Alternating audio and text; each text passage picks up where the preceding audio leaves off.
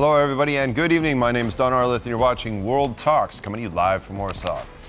Ukraine proposes a new round of negotiations with Russia. Meanwhile, the Kremlin says that it wants peace, but it stays on the offensive in Ukraine. The EU passed the strongest sanctions against Russia this week, but the package is already starting to show cracks. Unity among EU countries for continued support of Ukraine is also starting to show more stress as well. Now, joining me to discuss the latest developments in the war-torn country is Andrew Tettenborn, law professor at Swansea University. Hello, Andrew. Great to see you. Thanks for coming on tonight. Now, Ukraine, Russia, negotiations potentially this week. What, if anything, will Kyiv try to accomplish in these talks? I think very little substantive. The point is that Kyiv cannot afford not to sound enthusiastic about these talks. There is, as far as I can see, very little on offer from Russia. So there is very little that Kyiv can do apart from say, our demands remain the same as they always were. So I think this is very much a case of window dressing by Russia and Kyiv having to come in on it. And, well, I think you've kind of mentioned or alluded to this. So do you think that this is more a sign of goodwill by Ukraine towards the Trump administration, showing that Ukraine is doing everything conceivable and possible to get Russia to a ceasefire? Yes, I do. I think the other point is that Ukraine can't really afford to do anything else. Ukraine can't afford to show any kind of unwillingness to support Trump's efforts against Russia. Trump has shown himself to be somewhat unpredictable in any case. So essentially, Ukraine has very little choice but to play along in this particular, I'm afraid I'm tempted to call it a charade. The idea that these talks are going to yield anything substantial, I think, is extremely unlikely. I'm very happy to be proved wrong. It's one of those cases where I hope I am, but I don't think I will be. Certainly. Now, the EU has passed its 18th package of sanctions against Russia. The oil price cap, how much do you think that this will actually hurt the Russian war machine, and will it really even be effective? I'm afraid I have a horrible feeling that this isn't going to be nearly as effective as the EU would like you to think.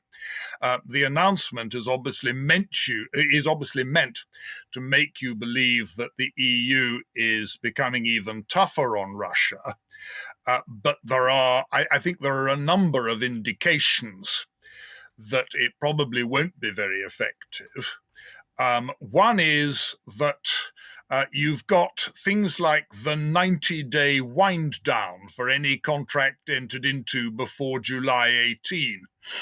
As a cynic, my suspicion is that you're going to see a very large number of contracts dated July 17 and great difficulty in proving that they weren't. The other thing is that it's all very well telling, in particular, ship owners, and in particular ship owners from Greece, that they mustn't carry crude oil from Russia priced above, I think it's $47.60, which is 15% below the world price at the moment. There are difficulties there, however. If you look at the shipping documents relating to a cargo, there is no requirement that they state the price. You don't see the price of goods on a bill of lading. It's okay. Ship owners are going to be bound to do due diligence, but I'm sure that the Russians will be very, very good at showing that this particular cargo is indeed being sold at $47.50. And satisfying any due diligence operation on the ship owner. I also have a strong suspicion that the EU central authorities, who would need to police this with a great deal of resources and a great deal of care, may very well not do so.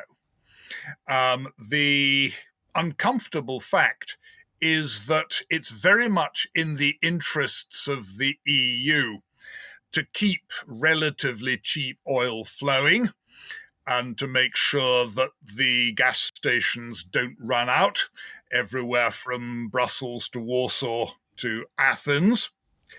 A number of EU countries, it's well known, will be unhappy with this. It's not only a matter of places like Hungary and Slovakia.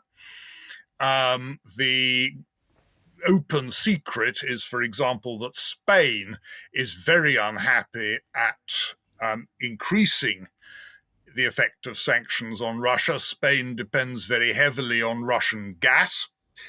And again, I don't think there's any secret that Teresa Ribera, who is one of the very senior Spanish EU officials, has been working hard behind the scenes to make sure that these sanctions actually have a good many exceptions built into them. Again, maybe that's the view of a cynic looking from outside the EU, but I suspect it's the correct view. And additionally to Greece, I've seen a report in Reuters when they're talking to sources familiar with the shipping companies. Greece is responsible for about 20% of Russian crude oil shipments worldwide, something that is actually quite surprising. Now, with this in mind and negotiating this 18th sanctions package, why was this overlooked if Greece is just going to come in and ship as much oil as they possibly can? And if you think about 20%, that's a really big number. Oh, it's a very big number. The trouble is that it goes back to the fact I'm not entirely sure how serious the EU is here, because the EU is very aware that Greece is an important member and that large numbers of jobs in Greece and a great deal of the Greek economy depends on shipping. And actually, there was one very interesting feature of the Reuters report, which I read, which is that the Greek ship owners said, that their representatives said rather enigmatically, carrying on shipping Russian oil, even with this lower limit, is doable. Now, I would read that as a very strong wink to people thinking of exporting from Russia, that it's likely to be business as usual. There are obvious ways round it. One thing Russia could do, for example, is ship at an official price of $47.50, but then have the buyer pay a quiet side extra payment on the side. That payment would be routed, if anywhere, through the United States. The United States is not party to the new lower sanction value, and we gather is unlikely to become party to it.